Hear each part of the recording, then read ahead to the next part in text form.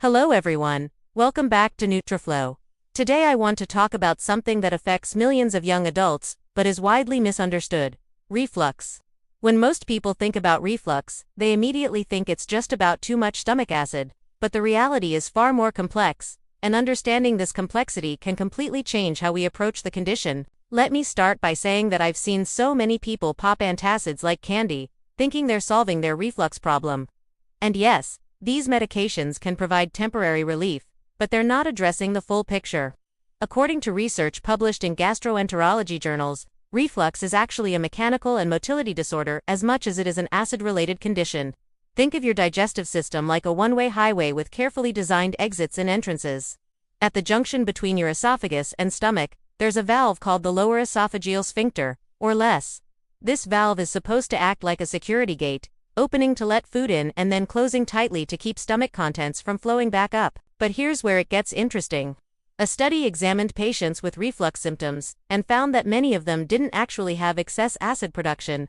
Instead, they had a weakened or dysfunctional LES. Imagine a door that doesn't close properly. It doesn't matter how much or how little is behind that door. If the door can't stay shut, things will leak out. That's exactly what's happening with reflux in many cases. The valve isn't functioning correctly, so even normal amounts of stomach acid can travel upward and cause that burning sensation we associate with heartburn. Now, what causes this valve to malfunction? This is where lifestyle, anatomy, and physiology all intersect. Research has shown that factors like obesity increase abdominal pressure, literally pushing stomach contents against that valve. It's like putting a heavy weight on top of a bottle cap. Eventually, something's going to give.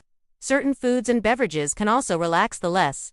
Chocolate, caffeine, alcohol, and high-fat meals have all been shown in studies to reduce the pressure of this sphincter. So it's not that these foods create more acid, they're actually making the valve weaker and less effective at doing its job. But there's another layer to this that most people don't realize.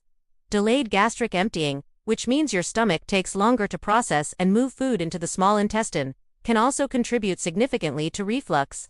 According to research on digestive motility, when food sits in your stomach for extended periods, it increases the likelihood of that content refluxing back into the esophagus.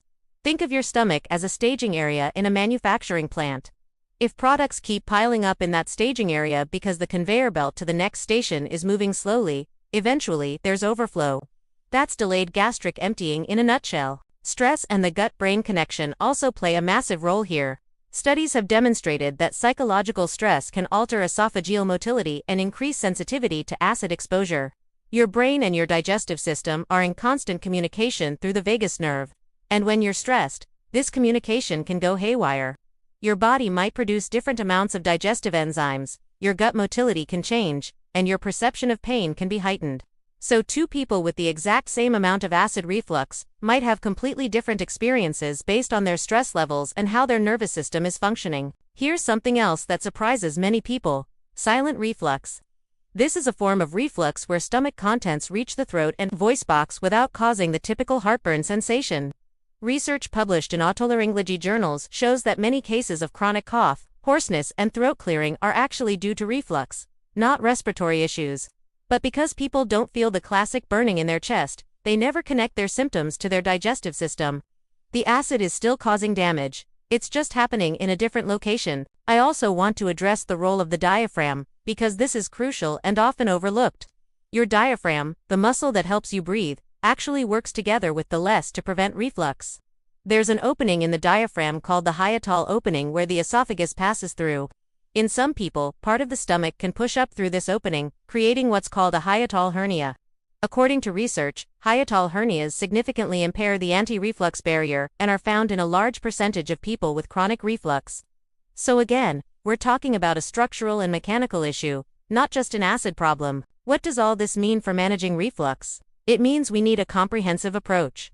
Yes, reducing acid can help with symptoms and protect the esophageal lining from damage, and medications definitely have their place. But we also need to think about strengthening that LES, improving gastric emptying, managing stress, addressing potential hiatal hernias, and identifying which foods or habits might be relaxing that valve. A study on lifestyle modifications for reflux found that elevating the head of the bed, eating smaller meals, avoiding late-night eating, and maintaining a healthy weight were all effective strategies that addressed the mechanical aspects of the condition. The bottom line is this: reflux is a multifactorial condition involving valve function, stomach motility, diaphragm anatomy, nervous system regulation, and yes, stomach acid. Treating it effectively means understanding and addressing all these components, not just reaching for an antacid and calling it a day. If you're experiencing reflux symptoms, work with a healthcare provider who looks at the whole picture and can help you develop a personalized approach. Your digestive system is complex and interconnected, and the solutions should reflect that complexity. Thanks for watching, and I'll see you in the next video.